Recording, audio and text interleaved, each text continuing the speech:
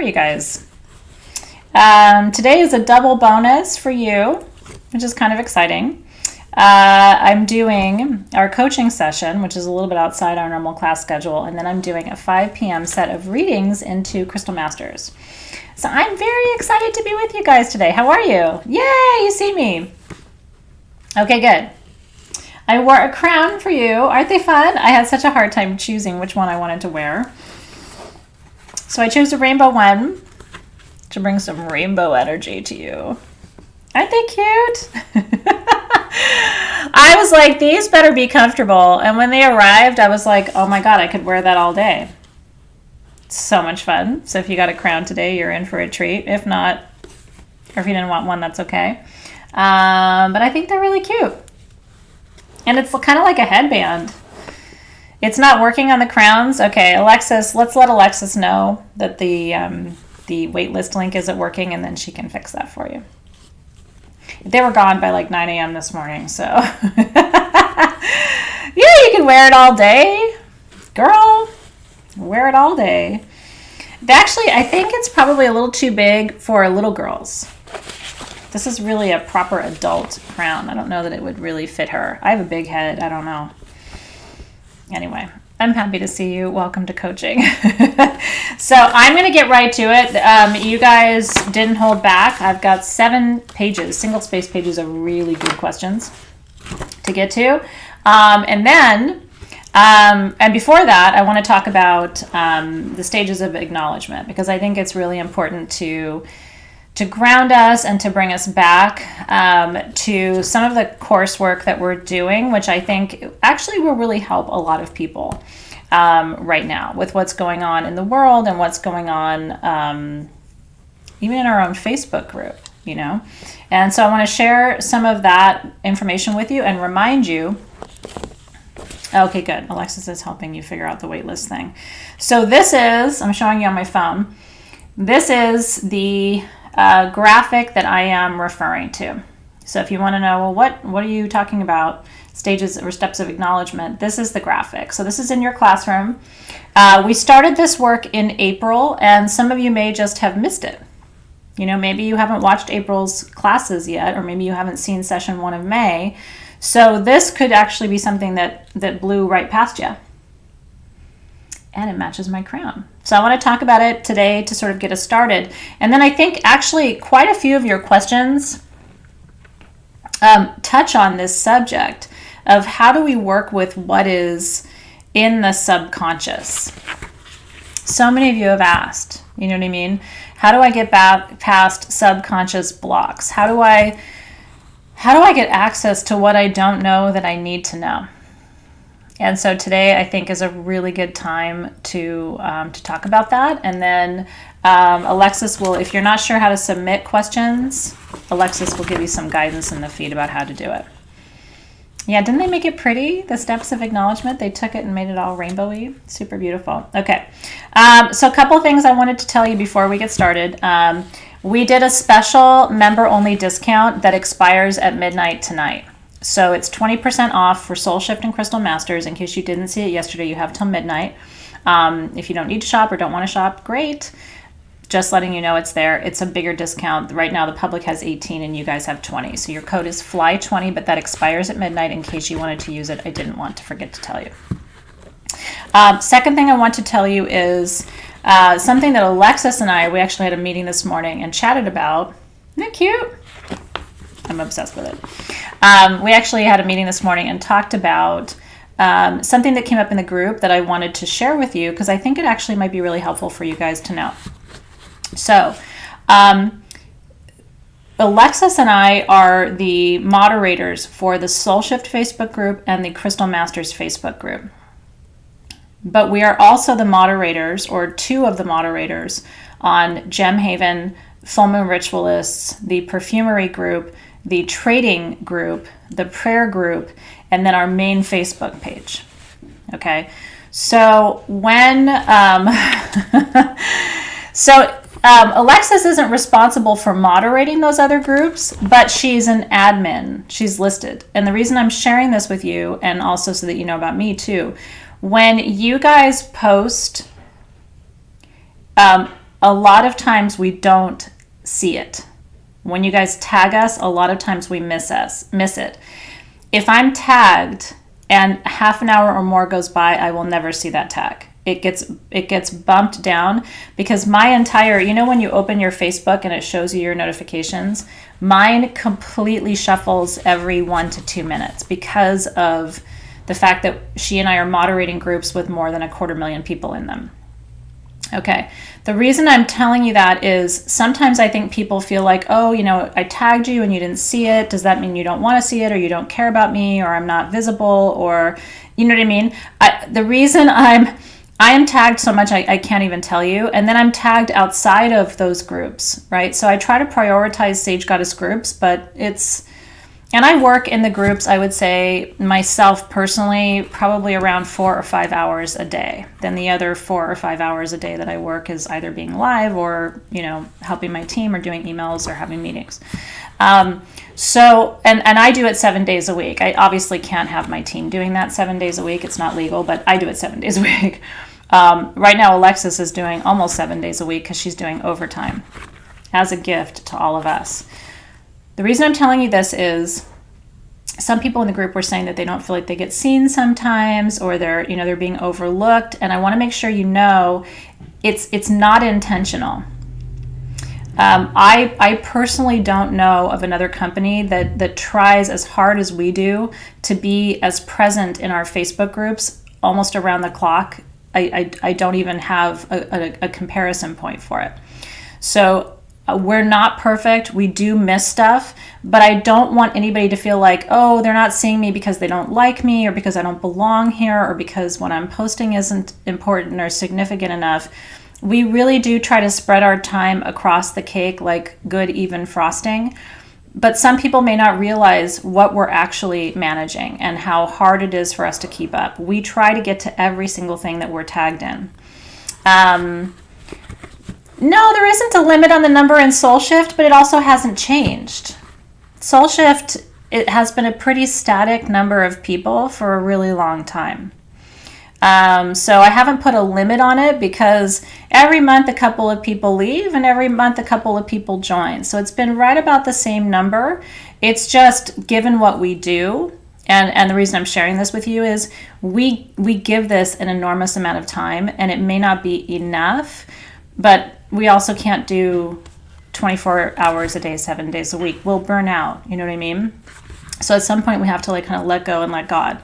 And Candace said a lot of spiritual teachers will give you that, but for a charge for that extra time, right? Like my favorite teacher is $250 an hour. If I want her time, I can get it, but I have to give her $250 for an hour. Do you know what I mean? She's not in a Facebook group where I can just tag her and she answers questions. It doesn't work like that. I have to book her time. It takes a month to get that appointment. I have to pay for that time, and there's a whole process I have to go through. And so I'm not saying this to you for kudos at all for us. I think you guys invest a lot, and we certainly try to see that investment and give back to you in kind. But I do think it would be helpful if you guys knew kind of the volume of what we see, so that if we miss anything, there isn't this feeling of like, oh, they didn't see us because they didn't want to see us or something like that. So I think there's is there 1,100 people in the Soul Shift Facebook group, and then I think there's 200 or 300 people who are not on Facebook in Soul Shift because they don't do Facebook and they don't like Facebook. They feel like Facebook interrupts their energy field. So there's the number of people that you see in the Facebook group, which I think is around 1,100, and then there's the couple hundred people who don't join Facebook because of energetic issues. So they're just there for the content. Does that make sense to you? And like I said, sincerely, this is because I want you guys to know that we might miss the tags because we're tagged so much. So and we don't know exactly what to do about that. We're just doing our absolute best. So what might be helpful is, and Alexis will post in the group after this today, because when you try to tag her personal account, she's missing those too because of all the different people trying to tag her. So we've decided to use, if Alexis, you still want to do this, hashtag Alexis in the group. And then what she can do is go through and just search that hashtag, which might actually make it easier for her to find you. We had this whole conversation today about, so how do we find people? The other thing I want to tell you is if you're not feeling seen, and maybe I'm saying this to you as the ultimate Leo, if you're not feeling seen, ask to be seen. We have a hashtag, be seen. Have you guys seen the hashtag in the group? That is a hashtag that we created specifically for moments when you don't feel like we're finding you. And Alexis and I both really try to focus on those posts so that people can feel seen. Like, we literally created it for that. So if you're not feeling seen, use the hashtag. We are looking for it because we want to see you, right? It's true. Yeah. So just remind people too, when you see posts in the group where people are like, oh, I don't feel like I fit in, or I don't feel if I'm being seen, remind them that they can use hashtag Alexis. They can use hashtag be seen. I can tell you I scout for that tag all the time. So that's what I wanted to share with you about that. Yeah, well, and Shauna, I think it's in the announcement. Shauna said, would it help to send a list of the hashtags to all the new people? It's an announcement. I don't know. Alexis, I'll leave that up to you. Alexis is the master of the moderation of the group, so I will leave all the hashtagging details to her. But I just want to make sure that you knew that our intention is to see you. And there will be times where you don't feel seen, but it isn't because we don't want to see you. It's literally because we are doing our best. I will tell you, I don't go into any other Facebook groups on Facebook until I'm in Soul Shift and Crystal Masters. Those are the two most important groups. If I have extra time, I go other places. There's plenty of days I'm not in any other groups than Soul Shift and Crystal Masters, purely. But even so, I still get notifications in my feed of the other 6 communities, right? So that's why notifications are sometimes tricky. Okay, good. I sure try to see you. I really, really do. And I appreciate the fact that you see me too, and what I'm trying to do. And one of the things I really wanted to mention to you today is, and like I said, I want to say this to as a preface almost to answering all of your questions, because it's woven throughout all the questions that you're asking. That's okay. I'll come back to what I was going to say in just a minute. There's so much I want to tell you, and I'm trying to keep it all organized in my head. It isn't required for you to watch every class. In fact, a lot of people say to me, you know what, Athena, I love you. I don't watch all the classes. I'm really here for the energy. I'm here for the community. I'm here for your classes when I can get to them, but I can't always get to them. Some people get to the classes 2 months later. Some people get to the classes 4 months later. But what I do want to say is what I am teaching here, I do think is important. And sometimes I feel like the group is less aware of the content, which is why I want to come back before I even start answering your questions and focus on a little bit of the teaching today. Because the reason I started shadow work in April, you guys, and I planned this before the virus struck. I planned this before Tucson. So I don't know, you can chalk it up to precognition, you can chalk it up to being psychic, you can chalk it up to being the universe being a good teacher and a good provider. But here's what I want to tell you. I've never taught shadow work so early in the year. This is the first year. And when I found the article about the man who took the 12-step program, the 12 steps, and applied it to astrology, Tara on my team and I came up with the idea of approaching shadow work from that lens this year.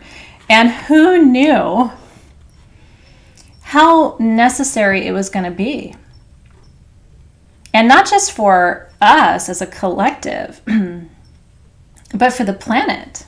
The whole planet's going through shadow work right now.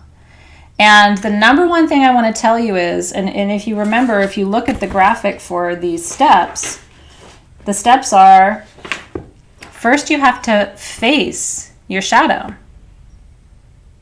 right? Then you have to own it. This month's mantra is own it. Own your shadow. What's in your shadow that you need to own? And what I mean by ownership is, because one of you asked that in your question, so I'll get there either today live or in my audio roundup. Owning means awareness. It just means awareness. I know when I am being triggered. I can feel it. It's like butterflies in my stomach. It's discomfort at my root chakra.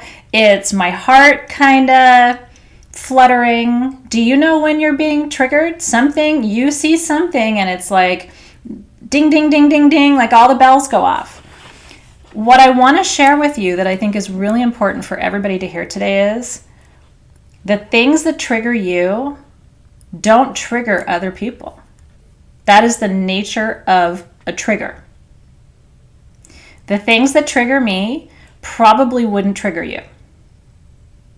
The things that trigger you may or may not trigger me.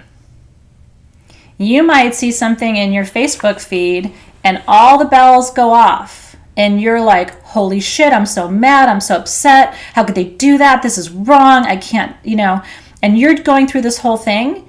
And I could be looking at the exact same thing and be like, and just scroll on by. When something activates you, whether it's something that someone says or it's a world event or anything else, the first thing you have to do is stop and ask, what's coming up for me around this? What is this? What is this? Where is this? Why is this? Why is this now? Okay. Because again, I want you to remember every time it happens to you, I want you to stop and tell yourself, this is something for me, because there are very few things, even the way the people in this world look at this virus, not everybody's triggered by it. It's not bothering everybody, but it's really bothering some people. Why is that? Because it might be bringing up their fears around hunger, or their fears around poverty, or their fears around the unknown, or their fears around abandonment, right? Or their fears around, who knows what. So all of a sudden, all this stuff starts coming up and their heart starts pounding and they're like, oh my God, this is so much, I can't take it. And meanwhile, again, their neighbor next door is like, right? So when you are triggered, what happens psychologically, and it happens to all of us, and I'll tell you, I have my own stuff I have to work through. I got my own triggers. But I have a dear friend, and who's also a therapist who I'm working with. I have a metaphysical teacher, shamanic teacher I'm working with. I do a lot of work around these things. And as my teacher so wisely said just a couple of weeks ago, the goal is just to get to a point where you don't react, because whatever it's bringing up for you is so integrated into you. You're aware of it, you're facing it, you're owning it, you're shifting it, you're transmuting it, you're integrating it. The goal isn't for the things to stop happening. The goal is for you to see why you react the way you do and to manage it internally so that it doesn't cause that kind of trauma in you. Because if you don't figure out what it is, and it's almost never the thing that's actually happening. Okay? Is this resonating? Does this make sense? Because and you're going to hear me now after this class, every time I see a post in our Facebook group, as an example, because that's our classroom where we practice. If I see someone being triggered, I'm going to ask the question, are you facing it? Are you owning it? Do you see what's happening here? For you, not about what the person said or not about what's happening in the world. Do you see what's happening for you? Because that's all that matters. It doesn't matter who, what, when, where, why. If I trigger you, it's because something in what I'm saying or doing is is pushing on a place in you that isn't resolved. And because all of us are just mirrors to each other, we're all teachers. And so every time somebody pushes on those couple, I only have a couple triggers, but there are triggers. And every time somebody pushes on it, I have to stop and go, okay, this really isn't about what's going on right here, right now. This is about back when I was 9 or back when I was 6, and I still haven't healed that thing. And so this person saying that reminds me of when my mother said this, or when my teacher said that, or and I still haven't dealt with that.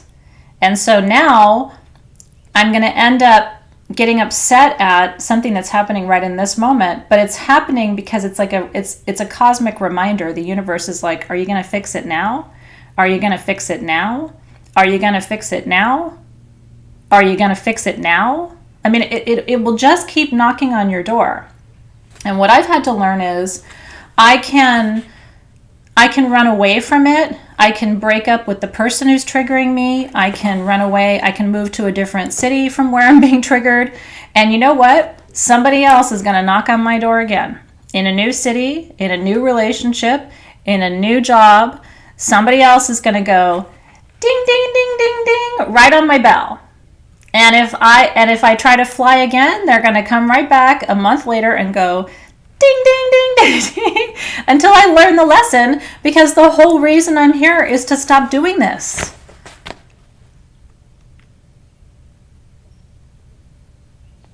What's the first step?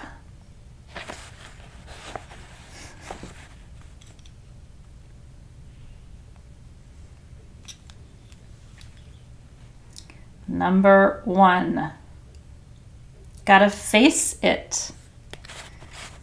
Have to face it. Right? I am triggered by X. I'm triggered by it. And then this month's work, that was last month's work. But if you missed last month, start doing it now. This month's work is, I'm triggered by this, and I own it. I know it. I recognize it. I'm not going to pretend like it's not happening, because this is my shit. And I can say, well, I would rather that it was Rachel's shit. So I'm just going to give it to Rachel. It's not Rachel's shit. It's my shit. So I can turn around and go, well, you know what, Rachel? If it says, let's say Rachel triggers me. You know what, Rachel? I don't want to be your friend anymore. Or you know what? I can't believe you did that. Which prevents me from saying, I have an issue that I need to work on. And Rachel is here as a teacher. I wish she wasn't. But she is. And now it's time for me to go, I have work to do.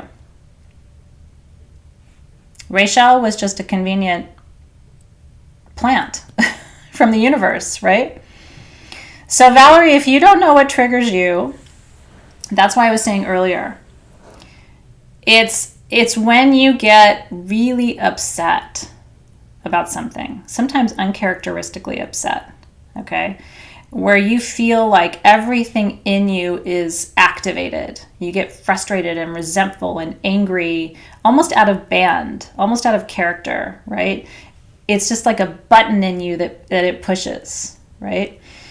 And those are usually anchored in childhood.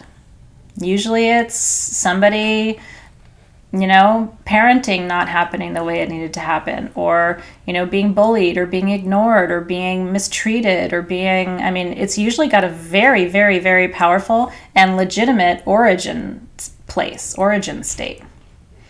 And then it didn't get resolved then. Yeah, your judgments are good. That's a good hint too, Tracy Kennedy. What are you judging?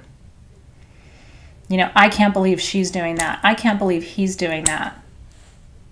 But whatever they're doing wouldn't bother somebody else. So why is it bothering you? Then we start to get into the icky sticky of it, right? So that's exactly what I'm talking about right now, Tara Winters. This is how you do it. When something is really pushing you, I want you to first stop and say to yourself, not everybody would be activated by this. Why is it activating me? Well, because blah, blah, blah. And then keep going. Okay, but before that. Well, because blah, blah, blah. But before that. Well, because blah, blah, blah. But before that. Sure. I mean, Hillary, I'm not saying you can't judge anything. You know, I can judge something without being triggered by it. But a trigger is an overreaction to a stimulus. A stimulus that would not cause an equal overreaction in everyone else. That's a trigger. And you know when you're being triggered. I am positive if all of you take a moment to think about this. In the last 30 days, did you have an overreaction to something that maybe other people wouldn't have reacted as strongly to? I'm not judging you. I'm just saying, did you? And can you look at it and can you say, I see that that's my issue? Can you see it? That's the first step. Can you face it? Then can you say, you know what? That's my issue. Other people wouldn't care. It's my issue. That's owning it. And then by the end of the year, we're going to go through the rest of the steps. So after we own it, so what I'm looking for you to do right now as your professor, I'm only looking for you to face it and own it. Because this is where we are right now. June will be, we're going to explore it. July is going to unearth it. August is going to express it. September is going to improve it. October is going to harmonize it. November is going to transmute it. And then in December, we're going to integrate it, liberate it, and heal it. You can't heal what you don't own. Okay? Now, what I've been doing over the last couple of months is writing them all down. It's amazing what power there is in like literally coming face to face with some of these things. What are those things for you? And you don't have to even tell us what they are, but at some point you got to do this work. This is the meat and potatoes of Soul Shift this year. And you're going to start to see me push just a little bit because I don't want you to get through half the year and not have thought about any of this. Then I'm remiss in my duties, because for you to have the real transformation that you're looking for at the end of the year, you got to get real with yourself about what's going on. And again, you don't have to do it here. You can stay in Soul Shift, not be in Soul Shift, move to Alaska, not move to Alaska. Spirit's going to catch up with you at some point and be like, but do you see it now? But do you see it now? But do you see it now? Well, of course, Tanya, injustice triggers a lot of people. But if there's something, injustice is a big category. Is there something within the injustice that's really strongly within you? Ask what it is. Own what that is, right? And recognize that it's coming up for healing. Anytime you have a trigger that really presents itself, especially if it's presenting itself over and over and over again, it's coming up for healing. And your spirit guides are like, I'll wait. Okay, I'll wait. You know what I mean? The goal is there is no stinger. Doesn't mean you're not bothered. It means you're not triggered. Someone who sees an injustice, right, in the world and prays and maybe does fundraising or awareness raising where they help people understand, the root causes of injustice and how to overcome it. That's not an uneven response. Now, somebody who starts going on tirades and attacking people and stuff, that is an uneven response, right? It's like, whoa, when it boils over, that's when you have to look at it. There's lots of productive ways to work with things that you struggle with. I'm looking at an uneven response where it's just like, the pot boiled over. And then the question is, can you transmute whatever those really big emotions are into something that's useful, into something that's productive, into something that creates a helpful outcome, into something that actually shifts the paradigm and shifts the moment and shifts consciousness and shifts awareness.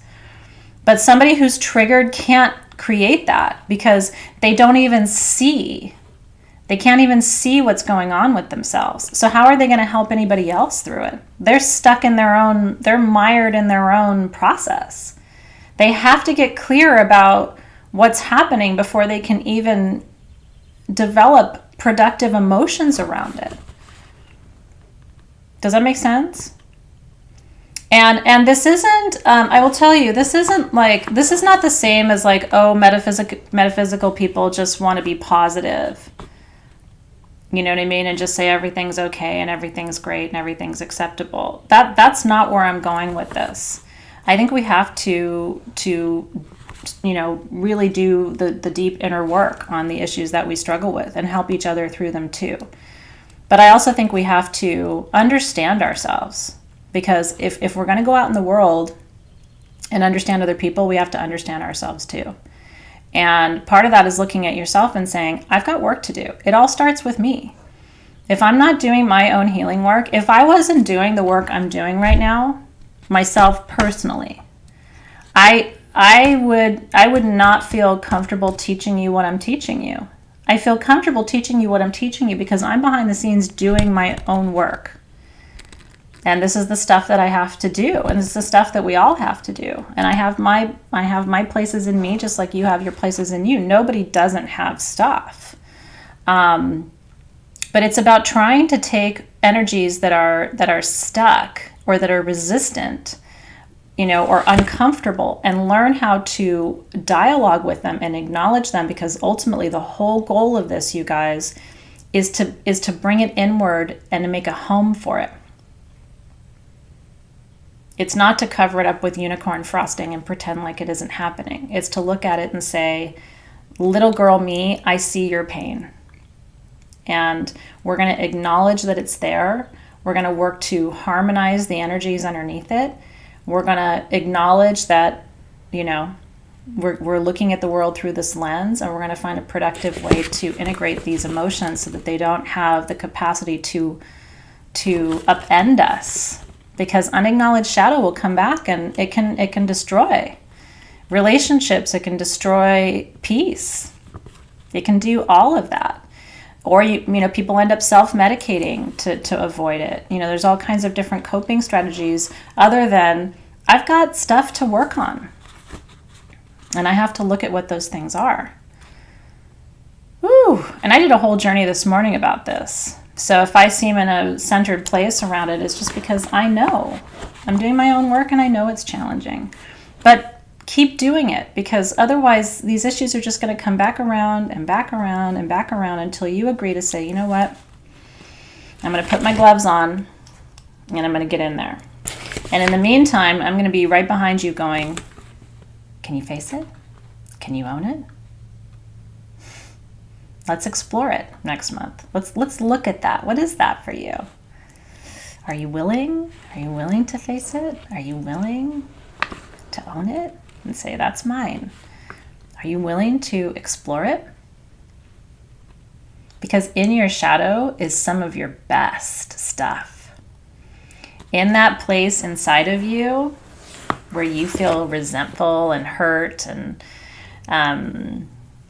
remember that your shadow isn't anything bad. It's just the stuff you haven't wanted to deal with before.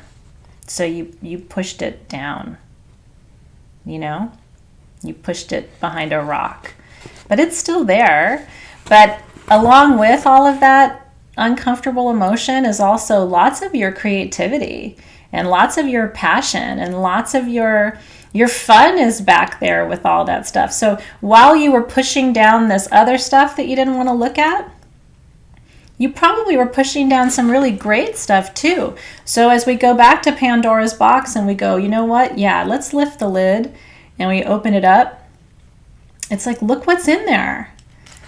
That part of you that you don't want to look at, that you think would be just easier if we put it in a box and didn't talk about it, has a lot of really great qualities too. And you will come to appreciate it. Like, I'm really glad I did that archaeology, because there was some really beautiful hidden ruins along with the stuff I didn't want to look at anymore. It's so true. Leo said creativity is there, right? With so many great artists deal with a lot of darkness. They do, because their shadow is their gift. So, but it never becomes a gift if you aren't willing to say it's yours. It's only a gift if you receive it. Does that make sense? And I do too, Heidi, which is why and you might look at me, I mean, I've been doing shadow work since 1998. That was the first time I took a class where we focused on 98. Yeah, because I was in graduate school still. I took a class on the shadow. And I'm taking a bunch of your time today to tell you this, because I will get to your questions, but this stuff is kind of underneath a lot of it. And you might look and say, holy shit, like, you've been doing this work for 22 years and you're not done? No, because I'm human and I live on this planet with other humans who do human things. And those human things sometimes remind me of things that happened to me. And all of a sudden my subconscious goes ding, ding, ding, ding, ding. And then it happens again. And then it happens again. And then it happens again. Until I look and I go, yeah, that's my shit.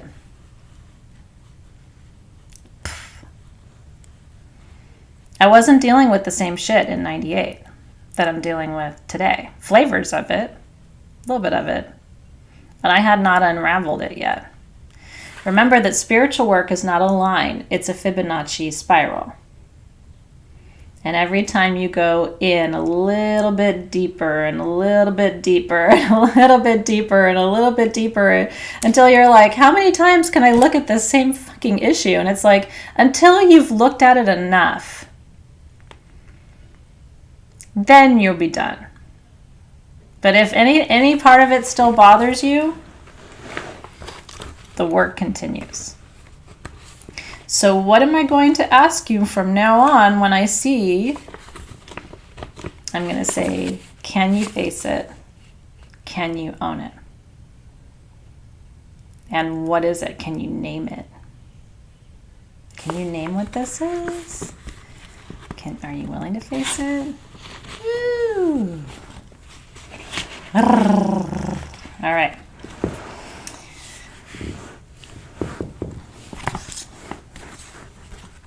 I still don't like to own it sometimes. I'm still sometimes find myself going,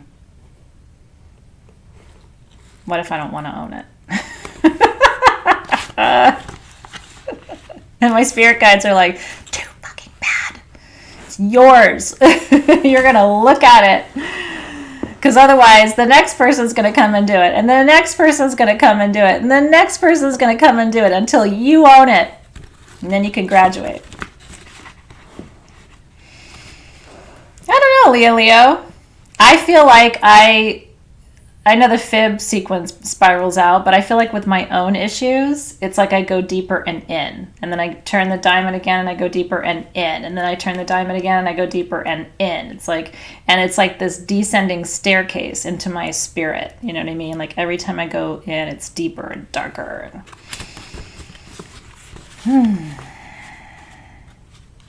That's exactly right. Brittany Grotto put it beautifully. She said, trauma and shadow stuff doesn't keep coming back just to be a movie reel. It comes back because it wants you to heal it. That's the quote of the day. It's true. I'm on myself all the time. Can you face it? Can you own it? It's yours. It's really good stuff. That's why, Lizette, it's because it's, the universe teaches you in cycles. It's not a line. It's cyclical. It's iterative is the word that we use. It's iterative. Okay. So let me dive right in. And as always, so I'm gonna probably go with you for about the next half hour, a little bit over time, and then whatever questions I don't get to live face to face with you will be answered in a follow-up audio that I will post for you by the end of the day tomorrow. So by the end of the day tomorrow, everybody who asked a question should have an answer. And I hope they're helpful answers for you too. So Lori Michelle said, I hope it's not too late to get a coaching question in. I really need to get this out. This is about healing in my female line. My mom left me as a child. I lived with my dad. She had some good memories of her mom when she was very young. She is about to go and see her mom. Lori Michelle hasn't seen her in 25 years. I have forgiven her of everything, and I just want to hug her. There's a lot more to this and what it's bringing up for me. My question is, how do I carry this and do the healing work without it being too much or too heavy? I really want to heal this once and for all. How do I make sure it's really healed? And how do I heal it without literally overwhelming my system? You know, that's why I started where I did. Because even this, right? It's like, in a sense, you do that work in a healthy way by acknowledging it, right? Yeah, a lot of us have to face not the exact same issue, but similar issues, right? Especially historical stuff, family lineage stuff, and all of those. First of all, remember you don't do your spiritual work alone. You have spirit guides, you have a higher self, what I call the team. There is a team. You may not be able to hear them or see them or feel them, depending on what your psychic gifts are, but you have a team. You have a higher self. It's really good to see you, Lori. You have a higher self. Your higher self has been with you in every skin suit that you've had. So it's seen you through all your different lifetimes. It retains the memory of those lifetimes for you, so that you always have access to that wisdom too. So remember that. You also have an ancestral line who wants this work to be done. And the ancestors all cheer, I think, when we stop, passing the buck. When we finally go, I'm the one who's going to do it. So you are not doing this work alone is the first thing you need to know. I really want you to think about shielding your energy. One of the things that I thought I had put this in my notes to you, but maybe not. Before I go into a space that feels energetically overwhelming, and lately I even do this when I'm on Facebook, because my Facebook feed is really overwhelming right now, my personal feed. I've got, you can imagine, I have a very interesting cast of characters that I'm friends with, and it's all over the place with extreme conspiracy theories and all kinds of things happening, and I have to really filter energetically before I even log on to Facebook. I try to go just into Soul Shift and Crystal Masters and sign out. That's one way I'm coping with that right now, because it's just like an onslaught of energy. So you can do this exercise anytime you're virtually going into a space where you might be overwhelmed, or energetically going into a space where you might be overwhelmed. So what you want to do is you want to imagine an egg shape around you, and try to let the egg extend 12 inches above your head, 12 inches outside your shoulders, and 12 inches below your feet. And close your eyes and really visualize that egg. First, make it an egg of light. So almost like a radiant LED light. Imagine stepping into an egg that's full of beautiful, bright white light. And once you step inside, then what I like to do is mirror the outside. Cover the entire outside of my egg with mirrors pointing out. What that does is allows me to keep the integrity of my own energy field, and then any energy coming toward me from any source is reflected back to its source in its original form.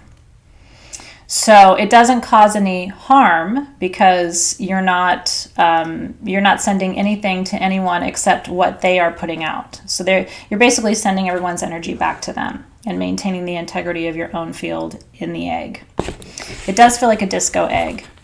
You can make it any color you want, but I think the mirroring on the outside is important, because again, that's just sending everyone's energy back to them with loving kindness, but in its original form. So if everything that you're receiving was very positive, it will just go back to its source as positive. If everything was coming in as overwhelming, it will go back to its source as overwhelming. But it will not enter your personal energetic field. That's one way to create some integrity. Okay? And in my experience, people don't even really notice it because they've been sending and receiving their own energy the whole time. It just is about how much is actually making it into your energy field. So that's one thing. When you go, Lori Michelle, I would do this meditation, which might, and you can always take it down. If you start to feel like, no, I do want to connect, I do want to receive, I do want to feel your energy, you can dismantle the egg. And you can always pop it right back up whenever you need to. I have clients who do this when they're sitting in traffic. You know what I mean? Because they just feel the energy, not as much these days anymore, but when they used to be stuck in traffic, because they could just feel the energy of all the other drivers. I do have clients who are first responders in hospitals who are using this technique right now, so that when they're in the hospital, it's like, it's not, again, all the energy is going back to its source. It's not penetrating the personal energy field. So this is a really good exercise for you to consider doing. Anytime you feel overwhelmed, you just bubble up and everything goes back to its source. So that's one good way to do this. The other thing is too, and this may sound crazy to you, but I've been doing it for a long time. Talk to your spirit guides. I have always asked my spirit guides to show me what I need to see and help me learn the lessons, but to please move through my life as gently as possible. And I think it's okay sometimes to say, you know what, spirit guides, I'm overwhelmed. I've kind of got what I can handle right now, or at least I feel like I do. So please strengthen my heart and please, allow me to move through this next phase or this next stage as gently as possible until I feel that my reserves are repaired. You know what I mean? I think it's okay to say, I need a minute. And please be with me and flow with me and be present with me and help to carry that weight with me. Remind me that I'm not alone and I'm not having to do this alone. I don't have to solve this on my own. It's okay to ask. I talk to them all the time. If you were to ask my kids, like, does your mom talk to her spirit guides? They'd be like, they heard me this morning. Thank you, thank you, thank you. This is divine timing. Something good happened, and then right after that, I found out that my friend had, has been diagnosed with COVID. But I'm constantly in dialogue. As soon as I found out about him, I was like, please surround him with healing angels. Please, see him in this moment of need. Please comfort his beautiful wife and their daughter. I'm in constant outward dialogue all day long. So disco ball it up and start talking. But you're not alone. That team came in with you. They'll be there when you leave to escort you back home. And I think you have an entire council that surrounds you, which is why we do our Elder Council meditations every week, to get back in touch with all of that energy too. So thank you for asking the question, Lori Michelle, because there's a lot of people, they may not be in the exact same situation where you are. And I'm glad you got some guidance from the Divine Mother deck too. They may not be exactly where you are, but some tinge or edge of what you're going through is common. In this group in particular. So I'm really grateful to you for putting that energy out there and allowing us to share with you. Elisa Rausch, how do you reconcile people proliferating fear and anger and hatred when you know them to be smart, compassionate, amazing humans? How do you reconcile two opposites? You ready for this? This is a very important one. I wanted to do this one looking at you because this is a core question right now. How do you reconcile two opposites, love on one end and what feels like a complete lack of human decency on the other, when they appear to be residing in a single place? Candace Mills is right ahead of me. What, Candace Mills?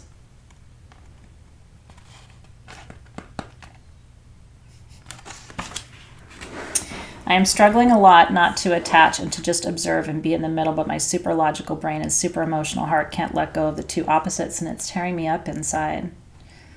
I've sat with why it upsets me to see if it's mine, and it doesn't feel like it's anything I need to acknowledge or release on my own.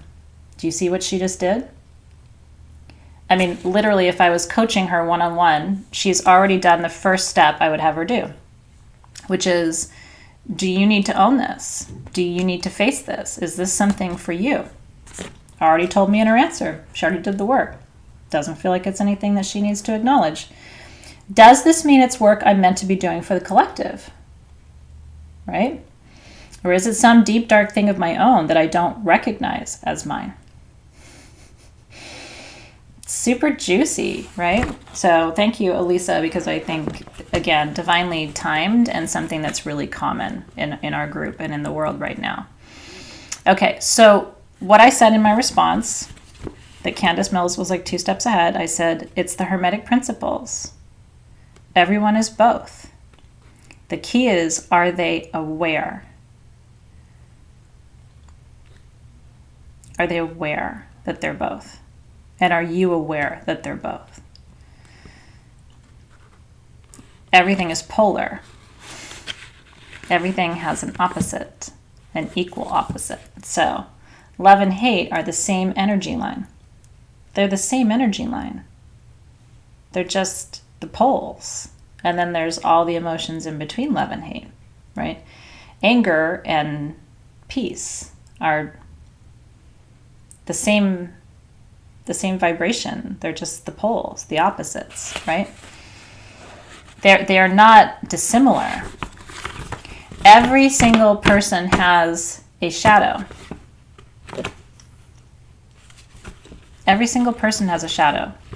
Every single person you know has what you would call a dark side, where they can get really angry and really frustrated and really judgmental and really shitty, where they can be unkind and not have compassion, where they can be quick to blow you off or count you out.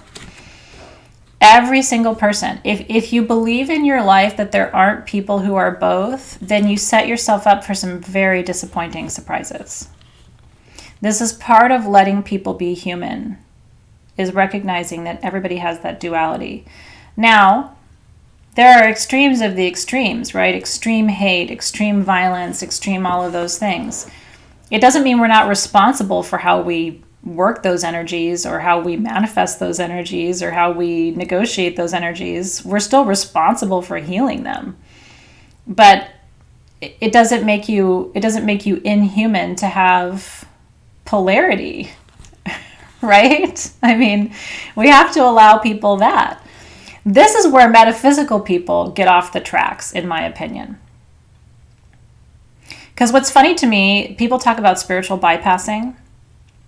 And one day I'm going to either teach a class about it or do a talk about it, because I think it's an interesting subject. Most of the time when people talk about spiritual bypassing, they are actually spiritually bypassing by talking about bypassing. It's almost become a word that that doesn't have any meaning anymore, because people bypass by saying that they're being bypassed.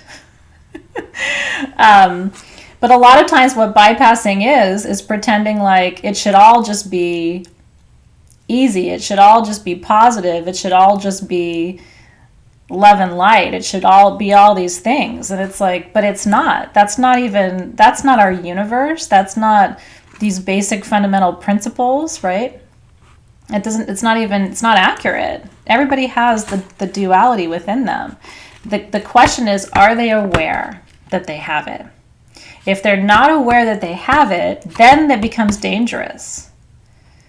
You know, if I ever sat here and said to you guys, like, you know what, I have completely solved my shadow and I no longer have to do shadow work, you should look at me and be like, holy crap. Wow, right? You're never going to get there because you're human and you exist in a dual universe. Everything is dual. Masculine and feminine unite to make one form. You can't even have a lack of duality when it comes to how human life is created, right? Like, we come from duality. So I thought that was a great question and hopefully a helpful answer too. So the answer is this work that you're meant to be doing for the collective? I think it's an awareness that you're meant to have. So when they're proliferating fear and anger and hatred, the only question you really have to ask is, do they know it? And what are they doing about it? The awareness is the key. You can't shift anything you're not aware of. You can't shift anything you're not aware of. That's why we start with, let's look at it. Because if you don't have the awareness, then nothing else that you're going to do will ever matter. The awareness has to come first. And remember, the awareness is never about the other person. The awareness is always about you. You don't have to look and say, well, let me help Joe. Joe now needs to become aware of his duality. So I now am going to go to Joe and I'm going to fix Joe. I'm going to help Joe see that Joe is fucked up and that Joe has a shadow, and I'm going to help Joe face his shadow. And it's like, no, let's back up that truck for a minute. What's in this for you? Then we can worry about Joe, or Joe can worry about Joe. Your job isn't to fix Joe, right? So let's look at you, River working on River, right? Joe may totally be aware that Joe has a shadow. Are you aware that Joe has a shadow? And what is Joe's shadow teaching you about your own shadow and what might not be resolved within you that still needs resolution? That's right. Vanessa Ann, can you explain the difference between twin flames and soulmates? As I understand it, a twin flame is someone we've traveled many lifetimes with, but we never incarnate together in the same period. That's also my definition. And a soulmate is someone that can be a friend, lover, or many other things. Yeah, I'm reading your comments too. It's hard because I want to respond to your comments, but I also need to respond to the questions. But I see your comments and you guys are doing great work. Okay, I'm trying to work on manifesting romantic love, and I want to make sure I'm asking the universe for it the correct way, which is great. So Vanessa, that is my understanding as well. So you're trying to manifest a soulmate, unless you're trying to have an astral partnership. Because some people really do feel like they have an ongoing and very intense love affair with their twin flame in spirit. But if you want to have an embodied relationship, we need a soulmate. Now remember, soulmates can be like BFFs. So you need to be clear that you're looking for a romantic soulmate. Someone with whom to have a physical relationship, perhaps. Be as specific as you can. The most intense relationship, one of the most intense relationships I've had in my life, came after I sat down and made a list of everything I wanted in a person. And I'm telling, this was a very long time ago, pre-Dave. When that man walked into my life, he had every single, and I'm talking like 100 things, every single thing. I literally remember looking at him and going, holy shit, the universe literally was like, check, check, chiggity, check. I'm like looking at this person going, it was awkward. And one day I did, at some point in the relationship, share the list, and even he was like, there were no illustrations, down to weird things that I asked for. Make a list, Vanessa. That way the universe can't confuse. So yeah, so twin flames are usually, most people agree, your other half, but in spirit, and they don't incarnate. So they're up there, and you usually switch off. So when you die, they'll come back, and then when they die, you'll come back. So it's like this in and out zigzag thing. And the theory is that they are there to watch over you. And sometimes I feel that, you know, like there have been times in my life where I was like, I feel looked after spiritually by some essence that knows me as well as I know myself, right? That's exactly right, Janine Gibbons. It felt like that. But remember, she wrote the letter thinking that that person, you know, isn't that how it went? She was thinking she was going to write a letter and make all these qualities like one green eye and one whatever eye, and yeah, make a list. I don't know, Candace. It's a great question. She asks, is a twin flame an energy stream? I feel like I have felt the essence of a soul, though, before, and seen it in Journey. I wouldn't say it's male or female. It doesn't feel like that. But it feels like another half of me. Yeah. Maybe. Okay, next up. Oh, Deb Joseph. My question is in regard to taking on others' energy. This is a powerful question too, especially for some of you who are new. This might be helpful for you because I think this is kind of a common concern that people have. She said, I have a friend who's going through chemo. Today I found out from her that 2 weeks ago she tried to kill herself. Chemo is kicking her ass. She just wants to be done. She's getting help now and doing better. After hearing this, I was in a funk and depressed the whole day. My question is, did I take on her energy and make it mine? Or was this my own energy that brought me down from my own feelings? I want to be able to distinguish and separate the two.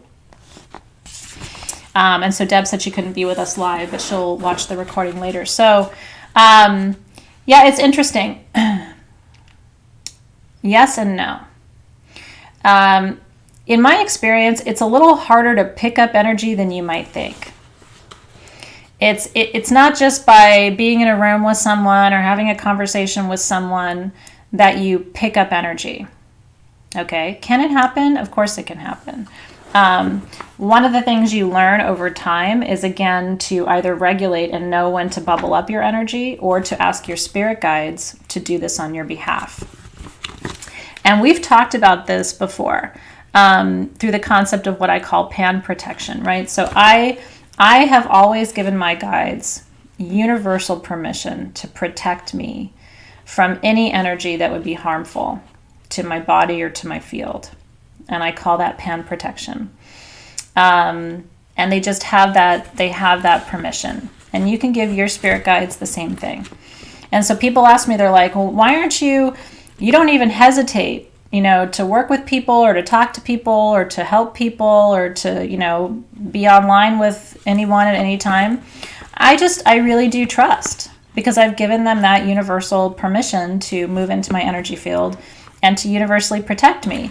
Now, there are times where I feel like in the process of letting that be the case, I probably miss out on some stuff, because there's probably some stuff that would have come through that maybe would have been helpful for me, but maybe it was interpreted as not being in alignment with my highest good, so I don't get to experience it. To me, that's a small price to pay. So unless you're going to revoke it, you don't have to continuously call it in. You can just give them permission. I don't revoke it. So, I've called it in and left it because it works for me.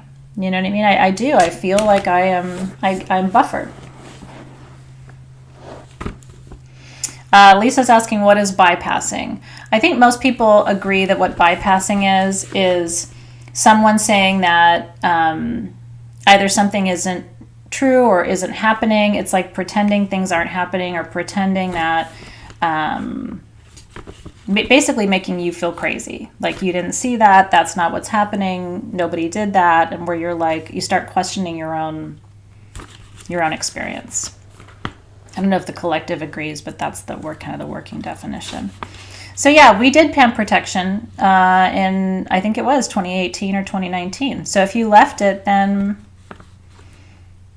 you don't have to worry about it. Does that make sense? Yeah. Okay, cool. Good.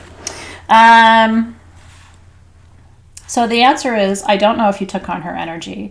It might be good for you to do some more bubbling techniques, or if you know you're walking into something intense, give your guides permission to protect you. And then let it be. But you got to trust too. I never second guess it. I never go, I wonder if I'm protected, or if I wonder if my guides are looking out for me. Like I have a lot of faith. I really do. We sure can do PAM protection again. Alexis, just remember, and then we'll do a little ceremony to call it in. Yeah, pan means universal in Greek, right? Like there's a structure called a panopticon where you can see everything on all sides. So it's just using that word or the root of that word to describe a protection that is ubiquitous. Yeah. Okay.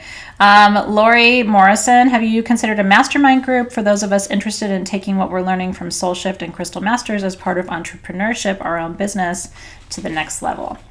I kind of responded to this question in the group, but I wanted to mention this too while I was live. Here's my hesitation. Okay. Candidly, I've often thought about teaching entrepreneurship or business development or, leadership in a more formal way. It is actually my training, right? I taught in a business school.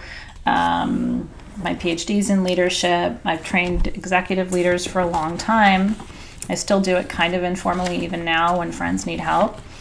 The challenge I have with it is couple-fold. First of all, there are people who teach online business schools, like Marie Forleo.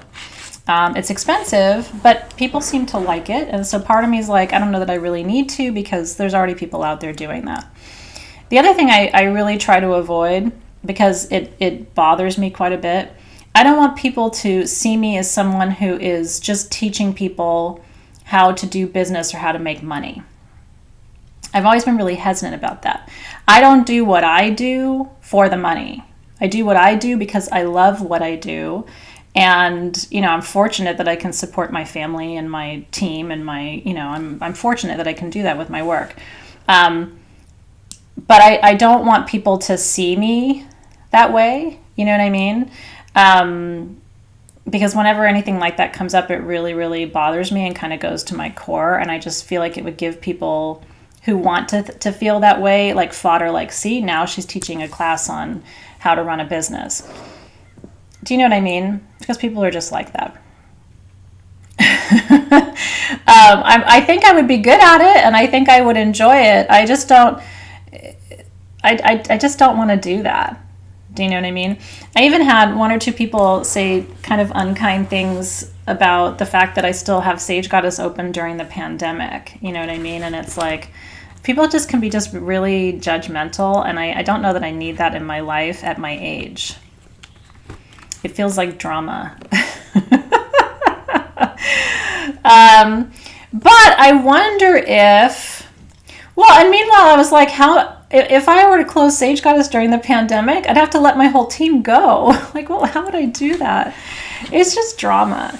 So maybe there's a way to include something of that, but not as not like that. I don't even know if that made sense. Like the essence of that without the bullshit of that. Cindy said that I have a unique ability to translate what I love into a business. So maybe that's what it is. I have thought about a mastermind group. So I just want I want to thank you for the question, because and the timing is really good, because it kind of plants the seed now, because I haven't quite started to wrap my head around 2021 yet, but I probably will in the next month or so. And so if it's okay with you, I would like to maybe come back to you and open up this conversation again, maybe as a Facebook group post or something like that, just to solicit your feedback in a month or two when I start thinking about these things. And maybe that will give you guys a way to also think about what you might need in that regard that wouldn't be kind of not aligned, you know what I mean, to what I'm trying to do. I appreciate you guys. I really, really do. And masterminds are fun. And but the other thing I'll say about a mastermind is, in a smaller group setting, I would be really riding you hard. I mean, if I was ever going to do a very small group, you're going to be working your hind parts off. I would really push you very hard. So think about that too before you request it. I could kick your butt. So I thought that was a great question, and I really appreciate it. Yeah, well, I mean, my heart could be into something. I just, whenever I think of business, anything, and I'll leave you with this on that question too. Bianca's like, ride me, baby. Um, here's what's funny about Sage Goddess. Every single thing they teach you in business school to do, or every single thing they teach you, I used to do sales training. I used to train salespeople, and I used to train marketing folks. Every single thing they train you to do fails when it comes to SG. Nothing traditional works with my company. If I were to try and do marketing the way other people do it, to do business plan development the way other people do it, if I was to try and do strategy the way other people do it, it will completely fail every single time. But the reason is, what I do is a little bit different. You guys are not normal in the sense that, like, you know what I mean? Like, you would see through a lot of the really traditional kind of business and marketing stuff that people do. It would turn you off. You probably see it in your Facebook feed sometimes that other people do, and you're probably like, oh, I can't believe they do that, right? So literally everything that they say works, if I were to try it, would absolutely fail. Every time. So if I ever taught anything, it would have to be like the ass backwards way to run a business authentically. Because it all fails every single time. It's true. But you know what that teaches you is, here's what I'll tell you. Nobody knows you like you. Nobody knows you like you. And you know intuitively your folks. And when you trust your intuition, it always goes exactly the way it's supposed to, right? Like, you end up doing things the way they need to be done and how they need to be done. If you listen to other people, then it's not you. It's them. You know what I mean? So, like, when people are like, oh, I hired a coach and now I'm going to do this whole new thing, I'm always thinking, like, really? Yeah. Nobody knows you like you. So trust your intuition. Honestly, at the end of the day, that's what I'd be teaching you anyway. That's right.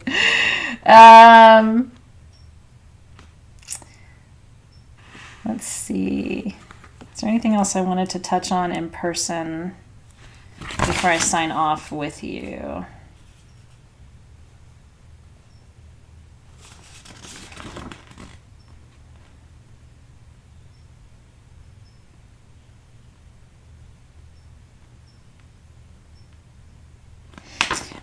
You're not going to be surprised by the audio, because a lot of it is stuff that's come up in the video version of the debrief. And like I said, I will have the audio for you by the end of the day tomorrow. One quote, I'm going to leave you with this. And it's Cecilia's birthday tomorrow. I'm going to give her a gift and not sing. But I am wishing you a happy birthday. So the quote is this: a wise seer learns to see herself and not just others. A wise seer learns to see herself and not just others. That was one of my quotes for someone's question. So I'm sure I'll follow up and get back to that concept tomorrow. So in tomorrow's audio, what you have to look forward to, we are going to be talking about how to move energy. We're going to be talking about the blue room, which I'm going to re-record for you shortly because you need it. We're going to be talking about wombing, and I'll explain what wombing is. We're going to be talking about mental illness a little bit. We're going to be talking about planetary activation. We're going to be talking about empty nest syndrome, and also what I call empty heart syndrome. We're going to be talking about awareness versus projection. We're going to be talking about, I've got some reading suggestions for you for astrology resources. I'll just give that to Alexis so that she can put that in the list. We're going to be talking about Balancing of Elements with Vanya. We're going to be talking about insecurities in love life with Bailey. I loved your question. Bailey was saying, does anybody else deal with insecurities when it comes to your love life? Like if your partner looks at another woman, she was saying when some people's partner looks at another woman, it doesn't bother them. When her partner looks at another woman, she gets really frustrated. That's a trigger, right? So we can look at that. I will tell you, if Dave ever sees another woman and his head turns, my head already turned. I'm always the one looking at him and going, did you see her? No, but did you see her? I'm gonna get her. Usually Dave is like, no, I didn't see her. How did you see her before I saw her? And I'm like, I can't keep my eyes off of her. You want to get her or you want me to get her? So I might be the wrong person to ask. Now, and these days, Dave's like, I'm too old now. You go get it. I'm too old for that now. We're going to talk about hope. We're going to talk about the void.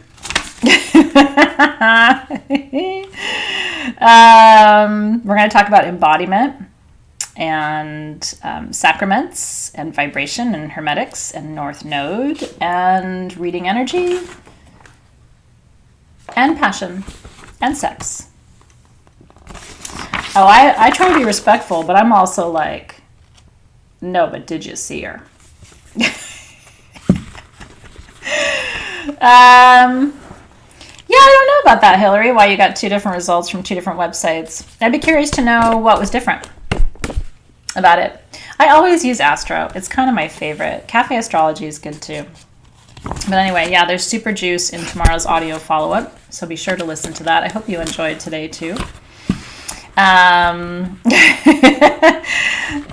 Yeah, well, you know, and I always talk about this too. I mean, I am bisexual, but I think a lot of my early experiences were about trying to find love, like maternal love. But I do think chicks are hot. I am monogamous now, but if I had to do another relationship, I don't think I would try to find another man. For me, women are easier, as a general rule. I mean, emotionally, they're more challenging, but men have their own issues. Chicks are hot. Seriously. And, I mean, in our community, are you kidding me? The way we rock it with the tattoos and the jewelry and I mean, this is hot. I'm not talking about myself, but us. You know what I mean? Like, we're holding it down. So, anyway, enjoy. I'm glad I got to wear my crown for you. I'm going to sign off and get ready, kind of get into the right zone for readings. So I'm going to be with Crystal Masters. I'm very excited. From 5 to 6 p.m. doing live crystal readings. So if you would like a reading, since all of you are in Crystal Masters, I would love to see you. And I'm looking forward to it. Yeah, I'm glad you're here too, Danielle, especially if it has been taxing. And maybe come to the readings. You know what I mean? Just drop in and kind of feel the energy of it. Might be good for you too. And if you can't make it for any reason, not to worry. I'll be back with you this weekend. Either tomorrow or Saturday, I'll be coming live to start reading Ovid's Metamorphoses with you. So if you got your book, you're in good shape. We're going to get started with our reading. But it's been beautiful to be with you today. I loved our class sessions yesterday too. I'm so glad the astrology stuff was helpful for you. And just keep working your process. You're doing great. You're right where you need to be, wherever you are. So, you know, don't question that. Just be with the process, stay with the process. But if I was going to give you any homework, it really is make a trigger list. If you want to share it in the Facebook group, do it. #trigger. If you want. And I mean, it's for you to analyze you. And then ask yourself, am I aware? Do I really own these things? You don't have to explore it yet. You don't have to harmonize it yet. You don't have to integrate it yet. We're not there. But you do have to be aware. That is the only thing I ask of you. And like I said, it's the better part of wisdom is being able to see yourself accurately before you see everybody else accurately. That way, what did I say? Was it Jim? We were going to help Jim or Joe? I'm going to go fix Joe. No, you're not going to go fix Joe. You're going to fix you. And then hopefully Joe will be on his path and where he needs to be. Yeah, the book is called Metamorphoses by Ovid. I don't have my copy sitting right here, but there's lots of pictures of it in the Facebook group too. Ovid's Metamorphoses. So Ovid was a Latin poet. The book was written in 800 BCE. And so it's very old. And what it is a story, 250 stories, in fact, all collected about change, metamorphosis, shifting. Even the story of how the peacock got the eyes on its feathers is in Ovid's Metamorphoses. I read the book as an undergraduate in Latin, and then I taught it to my undergraduate students 20 years ago, 18 years ago, in English. And it is one of my favorites. It's poetry, so you got to kind of sit with it. It's a little bit sing-songy, but in the middle of those poems are some really beautiful origin stories. It's all they are, stories of creation and metamorphosis, to show you how all things change at all times.